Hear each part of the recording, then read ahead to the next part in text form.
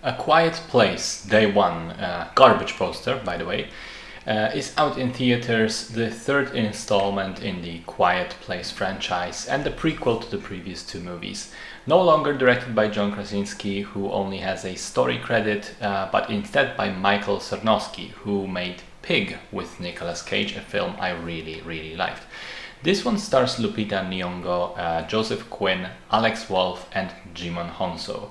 The story follows Samira, a woman dying of terminal cancer who finds herself in Manhattan when the alien invasion hits and the terrifying creatures attack Earth, rampaging through the city and the population. And she, as she and the other survivors pick up on the hints that you need to stay quiet and not make a sound because that's what draws the monsters in, she is joined by a terrified young man named Eric, and together they traverse the city looking for safety, or at least partly for safety, but we'll get to that. Now listen, when I first saw the trailer, I saw they were making this movie, I thought, oh my god, they're gonna run the franchise into the ground. It should have been a one and done movie. The first one was very good, the second already felt a little bit like a stretch, or you could already feel the diminishing returns. But then I saw it was Michael Sarnowski directing, and I thought, okay, well, maybe he'll do something interesting with it. And I have to say, Day One might be my favorite of the three movies so far, and is indeed a fantastic film that has something interesting to say. Crucially, it is also, I think, an amazing litmus test for media literacy, because I've seen some comments online complaining about the character motivation, about the logistics of the alien attack, about how the film fits or doesn't fit with the lore of these movies, how it only shows the mayhem in a big city for just a couple of short individual moments instead of longer in the film, which is what some people expected. If you have any of these complaints, then you missed the point entirely, because Day One is a movie that pretends to be an apocalyptic alien invasion horror, and it is that a little bit, but actually it is primarily interested in being a drama about a dying person coming to grips with the inevitability of the approaching end, and choosing how to go out on their own terms. It's about realizing that the world is ending for you, and desperately searching for this one last moment of fleeting happiness, of nostalgic joy, saying goodbye before you die, and maybe passing something on to the next person, leaving something behind, helping another to survive. It's very, very interesting, because it's a survival horror, but the main character is not really trying to survive, at least not long term. She's trying to survive long enough to get to where she's going and then die. So the whole usual dynamic and tension of this type of film is kind of flipped.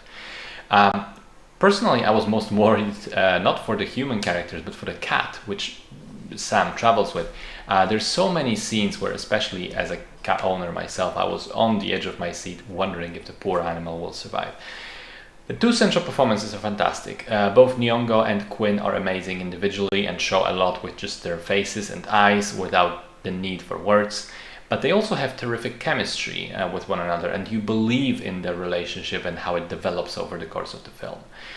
There's a phenomenal scene at an abandoned jazz club when it's just them in silence for a good couple of minutes. I won't say what happens, but it's beautiful and funny and poignant and heartbreaking all at the same time. And there's this one shot with Sam almost playing the piano, almost touching the keys, and then going back. I thought that was just a wonderful way to tie the theme of this film with the theme of the world of the franchise, to show that this is something, a part of her life, an activity that she has to say goodbye to, that is just no longer possible for her to do. And then the emotional beats with the ending for both characters are fantastically earned and satisfying, but again also very touching. Now yes, there are probably some logistic questions about the film and the alien invasion that when you extrapolate them to the other movies could perhaps have been tighter, could perhaps have been better written. Maybe they even border on plot holes in some individual instances. But here's the thing, the human story is so good that they didn't really care or pay close attention to all of that.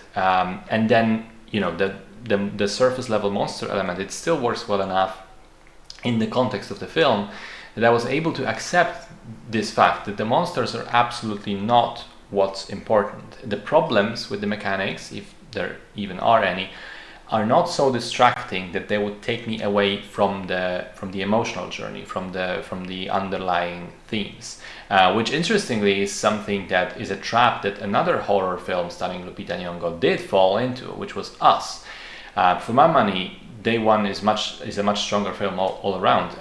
The horror logistic aspects just work better, and the human story at the heart of it is an amazing anchor for the viewer to latch onto and to engage with.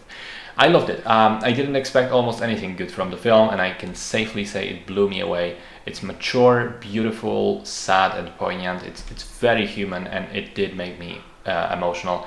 I would say definitely I recommend checking it out.